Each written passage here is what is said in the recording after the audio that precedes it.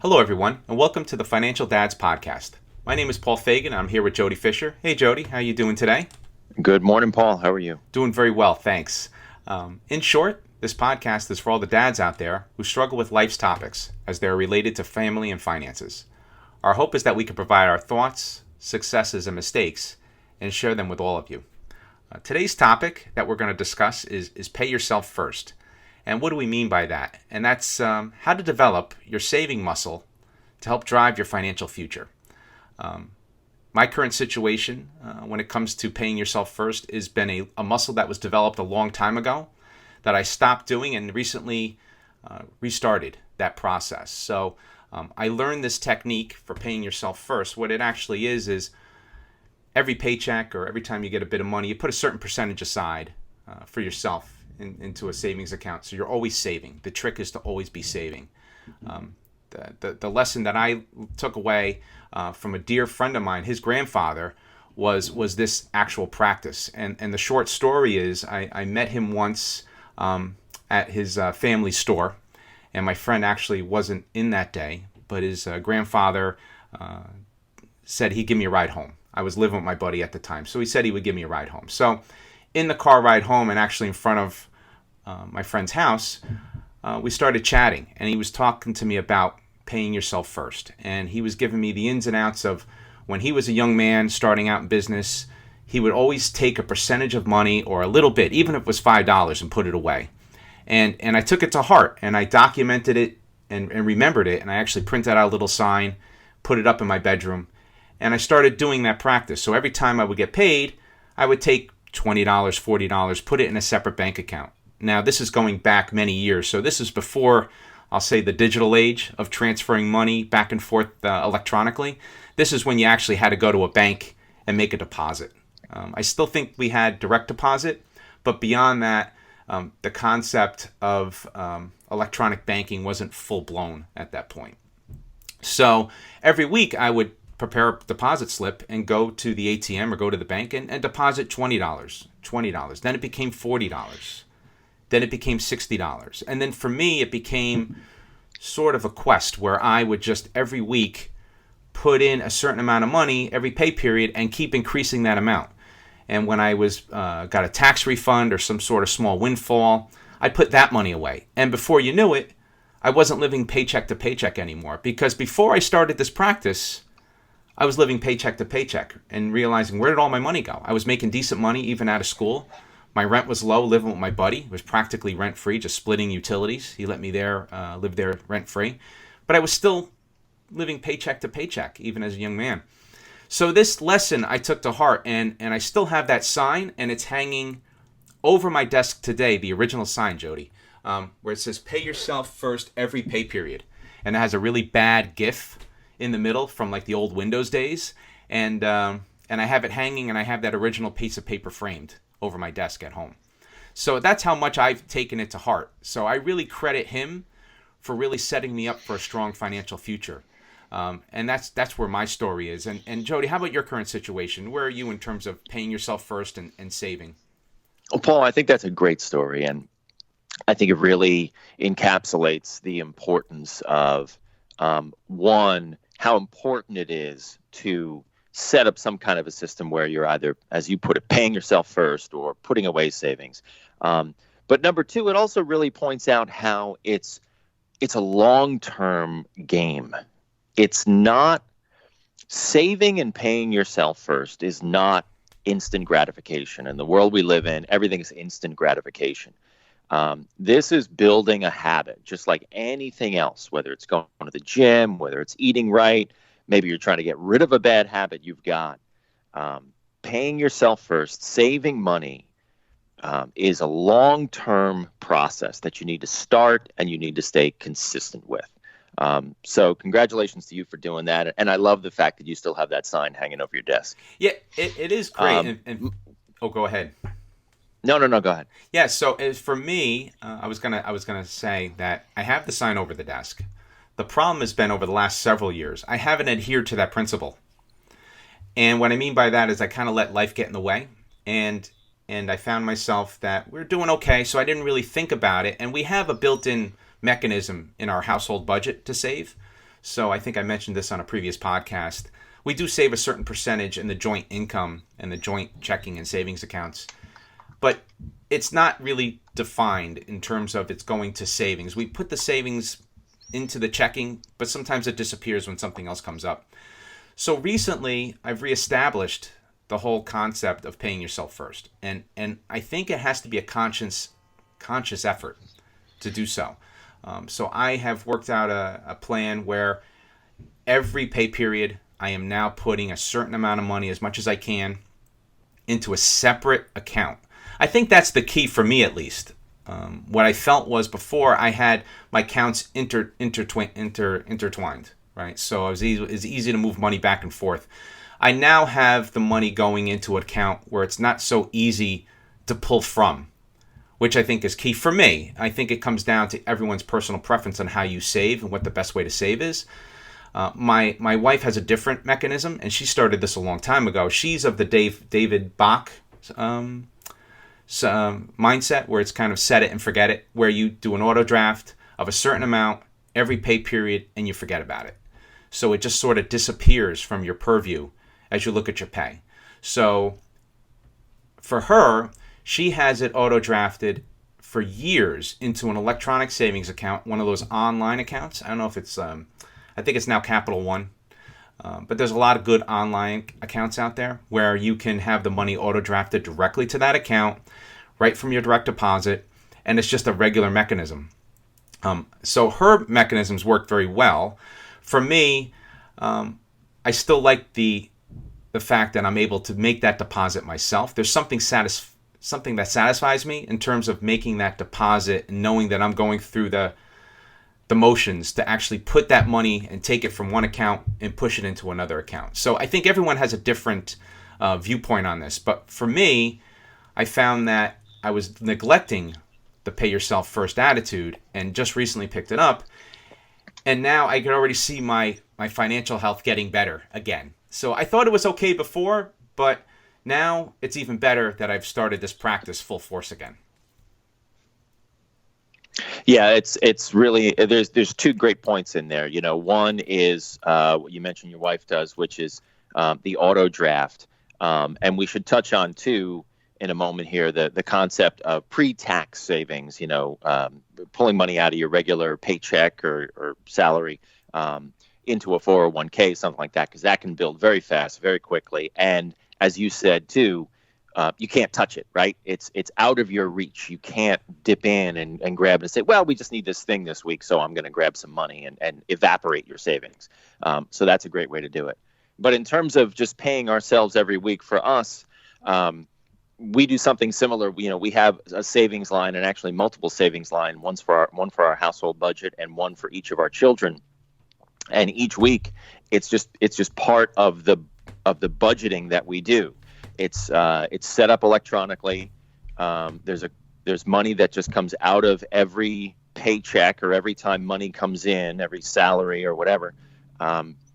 Money comes into the account, money goes out of the account. It pays bills, and those savings are I consider those savings a bill. It's money that's going out, and it's auto drafted into another savings account, and it sits there, and it grows, and then.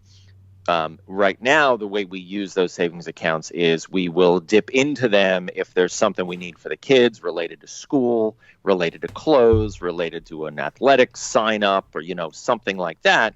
That money is there, so we're able to utilize it. But it's also growing, and it's building up faster than we're dipping into it. So even though we're using a little bit of it, it's still growing over time. But back to the core concept, you've got to make your regular savings part of your regular budget. You got to auto draft that money out, or somehow move that money to a different account where it's not mixed in with the household budget money that's going towards buying a tank of gas and buying groceries and whatever else you got to pay for. Making it a regular line item has forced us to save money, and we've done that regularly for several years now, to the point where I can't remember when we started. That's also a function of budgeting. Making the savings part of your regular budget is really important.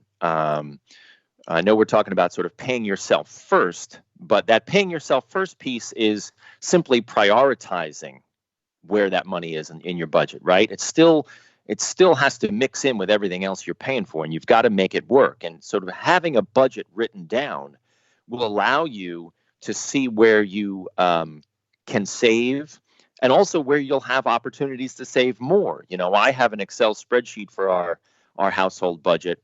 I see every paycheck coming in. I see every bill going out. And when you put the formulas into the Excel spreadsheet, like we've said before, our spreadsheets are pretty involved. But when you put those numbers into the spreadsheet, you may be able to see, 3 months down the line, ooh, wow, we're going to end up with a little more money than we normally need for our budget. That's an opportunity then to go, that week, I'm going to grab some extra money and I'm going to throw that over into the savings too. And so planning, budgeting allows you to succeed even more with your money. So being intentional with your money, knowing where the money is going, allows you to say, I'm budgeting this amount every week. I know I'm building it up this much every week. And then when I have an opportunity to save even more, I'm going to do that. Yeah, that's very important. I love the concept of the separate buckets that you have, right? The separate defined buckets for each piece of the savings, right? And it's very purposeful, right? I think that's key. And I think that's a great mechanism and a great way to approach saving and paying yourself first. One of the things, and I think you touched upon it in the last couple of minutes, was I'm going to go into a little more detail. When I had that conversation with my friend's grandfather, the whole concept with him, and it really resonated with me, was he would say, hey, Paul, you're working really hard. I noticed, and that you're good, you're working really hard. You're getting up every day. You're going to the office. You're riding the train. You're getting home late. He says, my grandson tells me the work ethic that you have, and I'm personally impressed. And he said to me, don't you think you deserve some of that money? And I said, that's an interesting concept. Then he elaborated more. He says, you're working hard every day. Why shouldn't you get paid before everyone else, no matter what, right? And no matter, even before the light bill, and this will be contrary to some of the other financial experts that are out there, but his whole philosophy was, hey, you're the most important one. You're the one who earned this money. So you deserve to get a piece of this money before anyone else gets a piece of your money, right? Now, I was a single guy, and I didn't have family and mortgages and anything to worry about, so it really resonated with me to say, you know what, I think he's right. I need to take some of this money, and it has to be for me. It can't go into a car payment and go into other things, right? School loans and stuff. Pay yourself first and put that money aside, which I guess is a fine line that I find is if you have debt, like credit card debt, or school loans or mortgages, should you still be saving? There are some financial experts out there that will tell you that absolutely not. You should service all your debt first, then begin to save. There are others that will tell you that to continue to save and pay off the debt as you save. So there's a lot of different philosophies on it. For me, I think I split the middle. Credit card debt, I believe you should really get rid of, and get rid of that type of consumer debt, given the interest rate and the trouble that it normally causes. School loans, mortgages, that type of debt, although debt is debt, as you've always said, Jody, I'm not going to say it's better debt. That's not the word I'm looking for. But I think credit card debt has a way of getting away from you in terms of racking up interest and payments and late fees and charges, where I think mortgage debt and student loan debt and even car loan debt is a little more stable, if that's the right word to put. I think credit card debt could be unstable in terms of, so that's why I like to get it out of my life as soon as possible. But I think what I was doing was starting to pay myself first. And like you said, you build up that windfall. And when you have enough money put aside, let's say you have $3,000 left on a credit card debt and you have $3,000 in savings, I believe you take that $3,000 and put it into the credit card and pay that off. I don't think you should deplete yourself completely in terms of emergency funds. I think everyone needs to have some level of emergency fund and savings in cash. And we're probably touching upon a lot of different podcasts here. But at the end of the day, in terms of topics and such, it's best to take that money, put it into savings, and at least you'll have it there to either pay off debt or to buy something that you really need or tend to an emergency. I think that's very key. What are your thoughts on that, Jody? Yeah, a couple of things there, but I agree with everything you said. Number one, emergency fund, absolutely essential. You got to have it when you're getting your financial house in order. That's the first thing you do. So that, in a way, is savings, right? Mm-hmm. The faster you save up that emergency fund, that $1,000 or whatever it is, and that's a rainy day fund. That's not a kid sign up for baseball fund. That's the put it in a glass and put it behind the wall. Break in case of emergency. That Absolutely. that fireman kind of an analogy there. Then beyond that, yeah, that's the next thing that a lot of financial experts would suggest, including us. Not that we're experts, but hey, we're giving our advice. Get rid of the credit card debt, because the credit card debt is just going to mess with your life. And you're right to call that other kind of debt, those cars and everything else, it's sort of stable debt. Stable in terms of it not jumping dramatically, not tacking on interest like crazy, not wildly swinging around the road like credit card debt can. So yeah, definitely get rid of the credit cards first. But just swinging back to budgeting and sort of the main topic of what we're talking about. I love the analogy that you put out there about you're entitled to your money before anyone else. I think that's a great way of approaching how to save and how important it is to save. Saving money, putting aside your money first for you, is critically important, and it will serve you well in the long term. However you then decide to use that money. And I think that's something else that we wanted to talk about here too, was making sure that you're saving money, not just to save money and put it into a pot, but to save money for a purpose. You've got that vacation you want to go on. You got that toy you want to buy. You've got that thing that's out there that you're going, oh man, I really want to get that thing.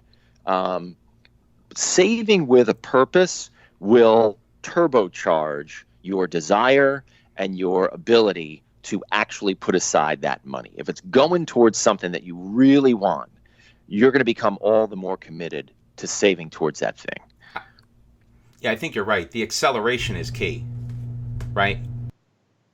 I found that the acceleration it comes naturally as you start to save. So when I started saving and paying yourself first, I would put in that money on a regular basis, and it started to grow and grow over time. How did you experience the same thing when you saved, Jody?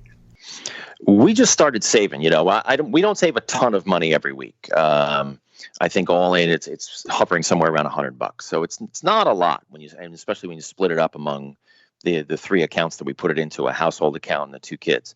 But over time, that adds up to a few $1,000s a year. The other nice thing about creating that I like the way we've done it is creating a budget line for savings. Is that you can, if there's a week where something happens, you can step off that savings for just that 1 week. And having it auto drafted, it's literally a click of a button. Just say skip this transfer in our electronic bank account. So you're in a way, if you're budgeting for savings, you're almost building in buffer to your budget, where if there's something that goes off the rails 1 week, you can just step back that 1 week from that auto draft savings and pick it right back up the next week. It helps a lot. I've done that a couple times actually. Like, oh, that thing came up. I need $100. Well, there's $100 in the budget, and the budget doesn't go off the rails. So I think planning to save, making a plan to save is just as important as making a plan for anything else. And anybody who knows me knows that I'm an over planner.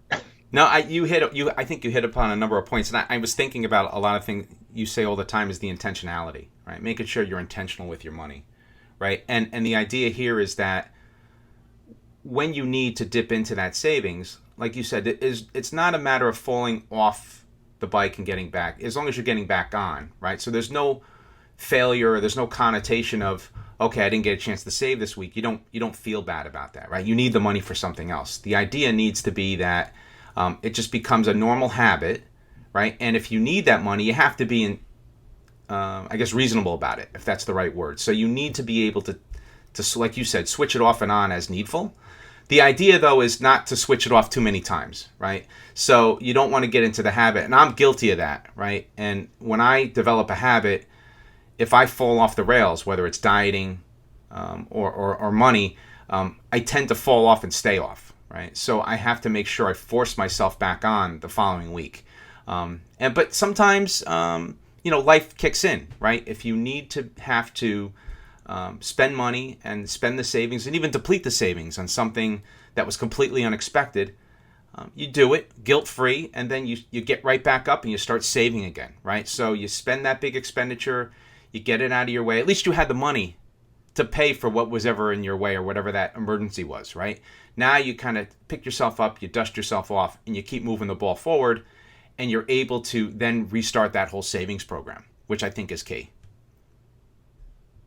Fully agreed. Absolutely. Yep. And I think you touched upon something else in this broadcast, which could be another set, I would say, of podcasts, but that's retirement savings, right? A very critical piece of the financial picture, right? So, like you said before, my only thing with 401ks and any kind of retirement savings, my rule of thumb is pay as much as you can that's reasonable into it every week, right? Because the more you save, the less Uncle Sam takes of that money. There's a lot of different schools of thought on 401k savings. I still have friends that don't save in a 401k. They don't contribute to a 401k, which blows my mind, simply because as you're contributing to a 401k, most employers have some level of matching where they'll give you a certain amount of money for each dollar you put in, which is an automatic gain. And so for me, I still can't believe people don't save in their 401k, but I also think it's a critical point of the whole savings dynamic, and that is retirement savings plus your regular savings plus your emergency fund plus the different buckets for kids, household, goals, trips, etc. So I think there's a lot of really good ways to save, a lot of different mechanisms to save, and I think at the end of the day, you'll find that if you start to exercise that muscle, you'll be able to really, really move forward in terms of your financial future. So in terms of a summary recap, right, I think the key here, and Jody, jump in with me here, is you really just have to start, right? You have to start. So if you're not saving today, save something. If it's $5 in an envelope and you put it under your bed, or open up a small bank account, put $5 a week in, just start. And you'll see that you'll develop that muscle fast, and that savings will start to accelerate. I think you also have to make it the habit, which leads to just starting, right? Make it a habit and do it needfully and thoughtfully each and every time. And then if you have to, make it automatic.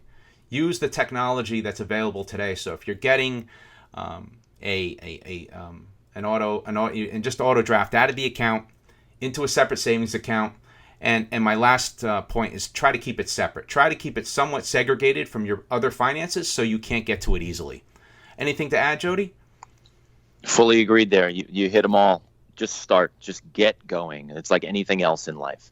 You probably spend $5 or $10 a week buying coffee. So take half of that. Skip one cup of coffee that you go into, your local chain or whatever.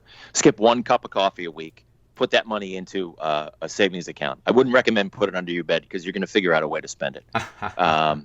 Put it into account and watch it grow. It'll grow fast. $5 a week will start to grow. You'll be amazed. You'll turn around in 2 months. You'll have $50. Oh, Jody, that's perfect. And what a way to end the podcast. So I think that's great. I thoroughly enjoyed our discussion today, and I'm personally looking forward to the next one. Thanks, everyone, for downloading our podcast. If you have any questions or comments, please email us at financialdads@gmail.com or check us out on Facebook. Just go to financialdads.com. So with that, this is Paul and Jody reminding you, managing finances can be stressful, but that's why the Financial Dads are here to help you plan for success. Have a good one, everybody. Be well, and thank you.